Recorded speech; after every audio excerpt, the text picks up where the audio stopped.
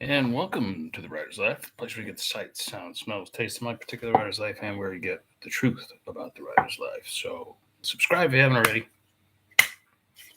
Punch out the like button and tap the notifications bell so that you don't miss out on one super exciting video. And how exciting these are. So, we're going to get into some legalities right now. Estate planning. Very important, especially if you got kids. I'm in my 50s, so I should actually have one by now, an estate, but I don't.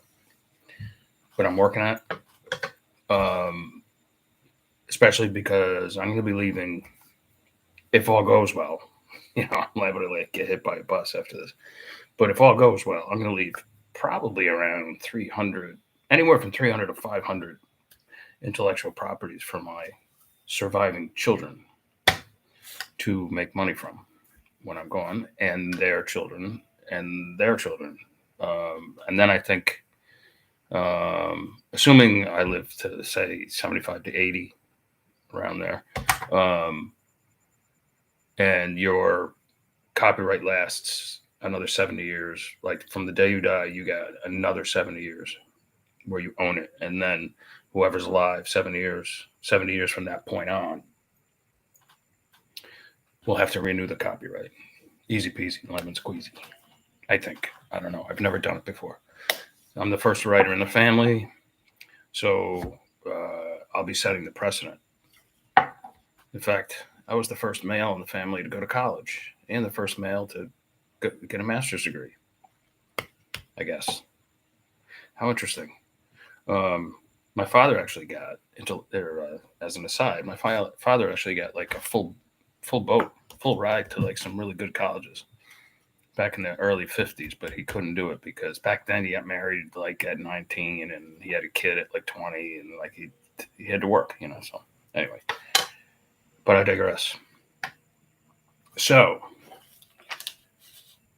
should you split,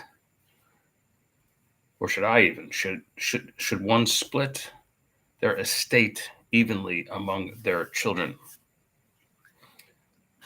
Might not always be the best idea, any more than assigning one of your children as an executor is a good idea. Why? Because they'll end up bickering and fighting, you know. And you would think, like, if you distribute everything evenly, that they have no reason to fight, like, because, you got the same as I got, as the other guy got, as the other person got, whatever. But sometimes it doesn't work that way. Maybe you've given one child a lot more during your lifetime than you did the others. Therefore, maybe you should break it up a little bit so that um, so that the other child who didn't get a lot might get a little bit extra this time around. It'll piss off the other person, but hey, man, what are you gonna do? And also, am I going to hand down all of my books and properties? By then I might have a movie or two or whatever, television show that's still running or whatever. I don't want to hand it to like one of the children that like just will forget it, and not do anything with it. And that they could care less. So you gotta be strategic in your planning. I've spoken to some lawyers about it a little bit. If none of your children can handle your intellectual properties, then they don't get any of it. You have to give it to someone on the outside who you can trust, who's going to take care of the books and into perpetuity. So, and maybe you can stipulate in your estate that each this child gets whatever percentage of the monthly royalties. This child gets this percent. This child gets this percent. You could do that. I'm not entirely sure how I'm handling mine yet, but I will do the most equitable thing possible because having these books is the gift that keeps on giving. But it's not passive income. Not really. In other words, you don't just write it, publish it, and forget it. It's like, think of your books as like little items for sale, trinkets or something like that. Think of them as Hummel figurines. My mother's into collecting them. Anyway, like you have hundreds of them, different ones, just sitting there on the shelves on the store shelves. If you let them go, one of them might fall and break. They'll collect dust and dirt. You got to like clean them up a little bit. Also, you got to like rearrange them maybe a little bit and do something different with them.